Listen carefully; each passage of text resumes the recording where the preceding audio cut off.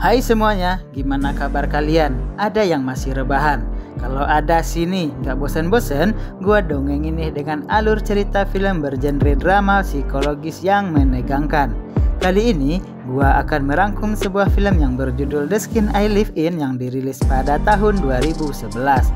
Sebuah kecelakaan yang terjadi di masa lalu membuat dirinya kehilangan bukan saja hal yang disayanginya, namun juga akal warasnya. Tragedi pun tidak berhenti sampai di situ. Anak gadisnya kemudian bunuh diri. Oleh sebab itu, dia berusaha menciptakan ulang masa lalu dengan memakan seorang korban. Korban yang dia transformasi dengan ilmu medis yang dia kuasai. Penasaran seperti apa ceritanya? Yuk simak sampai habis ya. Sebelum kita lanjut ke alurnya, silahkan klik tombol subscribe terlebih dahulu biar genap 1000 nih guys. Oke, terima kasih ya guys.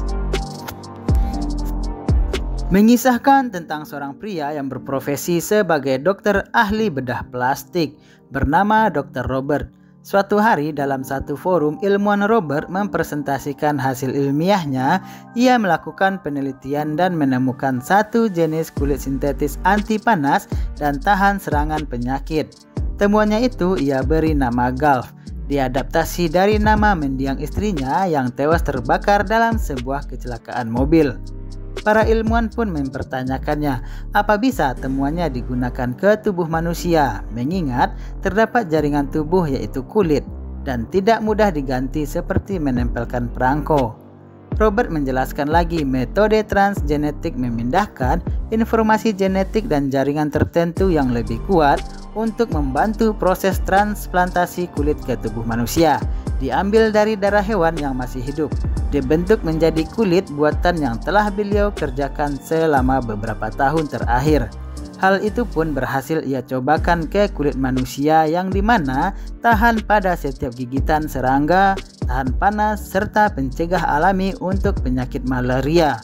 Tentu saja melalui kualitas kontrol yang cukup ketat pada jaringan yang ditanam ke kulit manusia tersebut. Mendengar hal itu, Presiden komunitas ilmuwan tak setuju. Baginya tindakan Robert telah melanggar bioetik. Dia mengancam akan melamporkan ini ke Dewan Ilmuwan. Namun Robert bersikeras melanjutkan penelitian dengan alasannya tersendiri. Malam berikutnya terlihat dalam sebuah pesta pernikahan Castilda Everest. Dr. Robert bersama putri sematawayangnya yang bernama Norma tampak menghadiri pesta malam itu. Norma yang menikmati acara dengan berbaur bersama teman-teman seusianya. Dalam suatu kesempatan, Vicente tampak tertarik dengan sosok Norma. Ia sempat berkenalan dan berhasil membuat Norma ke halaman belakang. Saat itu, Vicente yang sedang mabuk akibat pengaruh obat-obatan menyetubuhi Norma di bawah pohon. Karena nafsu yang tidak bisa dikontrol oleh Vicente, dia nekat memasukkan batangnya. Norma yang teriak kesakitan itu secara refleks ditampar oleh Vicente hingga pingsan. Atas tindakannya itu, Vicente mencoba kabur meninggalkan Norma dengan melaju kencang di atas sepeda motornya yang turut berpapasan dengan Robert yang saat itu sedang mencari keberadaan putrinya. Di tengah pencarian, Norma akhirnya Robert terlambat menyelamatkan putri lugunya yang telah dibajak sawahnya. Akibat peristiwa tragis itu, Robert membawanya ke sebuah lembaga psikoterapi. Sekarang Norma mengalami trauma, ia ketakutan bertemu dengan lelaki termasuk ayahnya. Dalam ingatan terakhirnya, Norma beranggapan jika ayahlah yang merusaknya. Setelah beberapa hari, Norma mengakhiri hidupnya dengan lompat dari jendela. Robert yang terpukul atas tewasnya Norma sekarang amat marah dan dendam terhadap Vicente. Di lain tempat diketahui Vicente memiliki toko butik yang dikelola oleh keluarganya. Vicente juga memiliki kakak perempuan yang bernama Christina yang sangat menyayangi adik laki-lakinya itu. Di suatu malam Vicente hendak keluar rumah, akan tetapi di tengah perjalanan Robert mengikutinya. Di sebuah ruas jalan membelah hutan yang sunyi, dia menyerempet motor Vicente hingga terpental jauh. Robert lalu bergegas menembaknya dengan senjata pembius dan menculiknya. Setelah itu, Vicente yang sudah mulai siuman menyadari jika sekarang dia disekap dalam sebuah ruang bawah tanah di rumah Robert. Dia dilakukan layaknya tahanan berbahaya. Hari-hari ia lewati hanya dengan seember air untuk bertahan hidup tanpa diberi makanan. Beberapa hari kemudian Robert akhirnya menemui Vicente untuk membersihkan tubuhnya dan dilanjutkan dengan memberi makan. Setelah Robert mencukur jenggotnya, disinilah Robert membius Vicente hingga tak sadarkan diri. Malam itu, Robert nekat melakukan operasi kelamin pada Vicente yang dibantu juga oleh Dr. Fulgencio dan rekan lainnya. Dalam waktu berjam-jam lamanya, mereka berhasil mengubah kelamin Vicente menjadi kelamin wanita di dalam ruangan khusus tempat di mana Vicente ditahan. Seketika Robert datang membawa kotak berisikan beberapa pisang mainan, mulai dari ukuran sebesar pensil sampai dengan ukuran tangkai sapu. Mainan ini harus dimasukkan Vicente ke dalam miliknya dengan cara bertahap dan perlahan untuk melatih agar bisa berfungsi normal layaknya milik wanita sungguhan.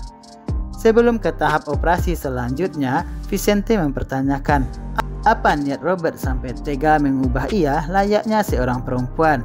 Di sini Robert akhirnya buka suara, di mana ia membalaskan dendamnya kepada Vicente yang telah memperkosa putrinya hingga tewas. Vicente mencoba membela diri jika ia belum sempat untuk membajak Norma, tapi Robert nggak peduli dan merasa Vicente harus mendapatkan hukuman yang setimpal. Sekarang wajah Vicente telah mengalami perubahan, diikuti juga dengan perubahan bentuk dada dan fisik yang menyerupai wanita sungguhan.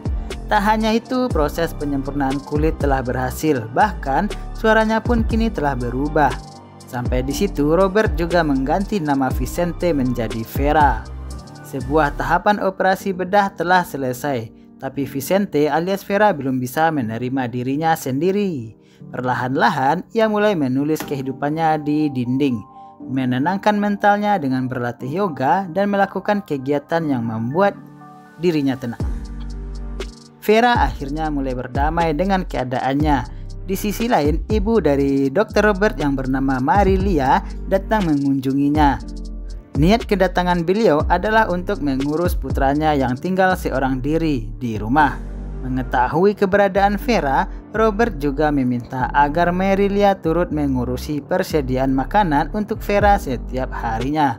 Tak lupa, Robert berpesan untuk tidak masuk ke kamar Vera. Beliau hanya diizinkan mengawasi Vera di balik layar monitor yang telah disediakannya. 6 tahun sudah berlalu. Vera dikurung dalam ruangan terkunci tanpa tahu rasanya dunia luar, namun ia telah mendapatkan fasilitas yang ia butuhkan, seperti makanan, pakaian yang selalu disediakan setiap hari oleh Marilia yang diantar dengan lift khusus. Untuk mengisi waktu kosongnya, ia menghabiskan hari dengan berlatih yoga, membaca, dan berkreasi untuk menghilangkan kejenuhannya. Melihat tubuh menawan Vera sepulang kerja menjadi kebiasaan baru bagi Robert itu bagi obat penghilang penat mujarab, apalagi ia cukup lama menyendiri. Keesokan harinya, seorang pria yang mengenakan kostum harimau mendatangi rumah Robert. Terungkap bahwa yang datang adalah putra dari Marilia yang bernama Zeka. Keduanya telah berpisah selama 10 tahun. Mengetahui jika Robert sedang berada di luar kota, Marilia mengizinkan Zeka masuk untuk melepas rindu. Namun diketahui sekarang Zeka menjadi buronan polisi karena ia ketahuan ngerampok sebuah toko perhiasan kemarin malam. Maka dari itu Zeka meminta kepada Marilia menyembunyikannya di rumah Robert selama beberapa hari.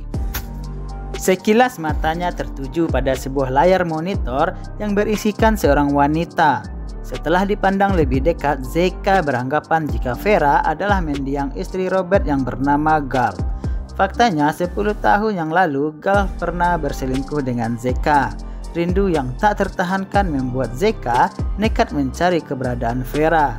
Tapi sayang, kamar Vera terkunci sehingga Zeka tak bisa masuk ke kamarnya. Dengan nekat, Zeka memaksa ibunya memberikan kunci kamar Vera. Ketika ia berhasil masuk, Zeka yang benar-benar rindu melampiaskannya kepada Vera. Sosok yang dia kira adalah Gal. Bahkan Vera sendiri pun tak tahu sosok yang bercinta dengannya. Syukur di waktu yang bersamaan, Robert datang dan menyaksikan Marilia diikat dan disekap. Robert benar-benar emosi melihat Vera yang sedang disetubuhi oleh Zeka. Tanpa pikir panjang, Robert masuk ke kamar Vera dan menghabisi Zeka hingga tewas. Setelah kejadian itu dirasa tenang, Merilia menceritakan siapakah Zeka kepada Vera. Diketahui jika Robert dan Zeka bersaudara namun beda ayah. Zeka dari ayah yang hidup pas-pasan, hingga Merilia cerai dengan ayahnya Zeka. Setelah itu ia memutuskan untuk bekerja sebagai ART di rumah ayahnya Robert yang bernama Robert Ledgar. Pada saat itu istri Ledgar enggak bisa mendapatkan anak. Karena putus asa, istrinya mengizinkan Ledgar menyetubuhi Merilia agar mendapatkan keturunan. Ketika Robert lahir, anak itu diserahkan kepada Ledgar dan istrinya hingga sebesar sekarang. Robert dulu tak mengetahui jika ART yang selama ini mengurusinya dari kecil adalah ibu kandungnya sendiri. Lalu Vera menanyakan, kenapa Vera seperti mengenali dirinya. Merilia pun buka suara jika wajah Vera mirip dengan mendiang istrinya Robert. Kembali ke 12 tahun yang lalu, Zeka dan Gal berselingkuh hingga diketahui oleh Robert. Karena panik, mereka berdua melarikan diri dengan mobil. Akan tetapi kejadian tragis dialami oleh Gal, yaitu mobil yang mereka kendarai mengalami kecelakaan dan terbakar. Sedangkan Zeka berhasil kabur di saat kecelakaan itu. Untungnya nyawa Gal terselamatkan, tapi seluruh anggota tubuhnya hangus terbakar. Walaupun begitu, Robert setia untuk menemani istrinya itu. Pada suatu hari, tak sengaja Gal melihat dirinya sendiri di cermin. Karena tak kuasa menerima kenyataan, dia memilih untuk mengakhiri hidupnya. Tak ingin kalah dari sang adik, Robert pun mulai mencicipi tubuh Vera. Dalam kedinginan malam, peluang emas akhirnya datang juga menghampiri Vera, di mana sekarang ia bebas tanpa dikurung. Tak hanya itu, Vera juga menyiapkan sarapan untuk Robert. Karena merasa Vera tidak bertindak macam-macam, Robert akhirnya mengizinkan Vera sekedar pergi keluar dengan Merilia untuk berbelanja. Merilia yang masih merasa was-was tetap menyediakan senjata jika terjadi hal buruk padanya. Siangnya, Fulgencio mendatangi Robert. Ia salah satu dokter yang pernah terlibat dalam menangani operasi pada Vicente. Ia mempertanyakan berita koran hari ini jika Vicente menjadi salah satu orang yang hilang dan dicari polisi selama 6 tahun lamanya. Fulgencio mencurigai Robert dan menuduh jika ia telah menculik Vicente untuk menjadi kelinci percobaan. Merasa terancam, Robert spontan menodongkan pistol dan menyuruh rekannya itu pergi. Akan tetapi tiba-tiba Vera datang yang turut mengetahui permasalahan mereka. Dengan kesadarannya, Vera lebih memilih membela Robert dengan mengatakan jika ia meminta Robert untuk dioperasi. Mengetahui pengakuan dari Vera ini, Fulgencio tak bisa berbuat apa-apa dan memutuskan untuk pergi. Malam harinya mereka mulai tidur seranjang lagi, meneguk kehangatan di malam dan dingin. Tapi lagi-lagi Vera tak kuasa menahan sakit ketika Robert ingin memasukkan miliknya. Robert yang udah tak tahan mencoba menawarkan bercinta lewat belakang. Vera yang mengetahui lewat belakang juga akan terasa sakit, ia pun menyarankan untuk menggunakan pelumas. Bergegaslah Vera menuju ke ruangan kantor untuk mengambil pelumas. Dalam kesempatan itu, ia juga mengambil pistol yang berada di laci. Kemudian Vera buru-buru kembali ke kamar. Seketika itulah suasana berubah. Di saat Vera menodongkan pistol ke arah Robert, tanpa basa-basi Vera berhasil menewaskannya. Di waktu yang bersamaan, suara tembakan itu terdengar juga oleh Merilia. Mengetahui ada hal yang tak beres dengan putranya, dia mencoba masuk ke kamar Robert. Betapa terkejutnya Merilia melihat Robert tewas bersimpah darah. Namun tak beberapa lama Vera berhasil menembak Merilia hingga tewas. Setelah itu, Vera dengan cepat mengganti pakaiannya dan langsung pergi meninggalkan rumah Robert. Sekembalinya pulang, ia akhirnya bisa melihat ibu dan kakak perempuannya untuk pertama kali. Dari sini, Vera buka suara tentang identitas barunya dan kisah pahit hilangnya Vera selama 6 tahun. Dan film pun tamat. Terima kasih yang sudah menonton video ini. Jika kalian suka dengan alurnya, jangan lupa klik tombol subscribe dan nyalakan loncengnya agar tak ketinggalan video-video selanjutnya dari channel ini. Sekali lagi, terima kasih.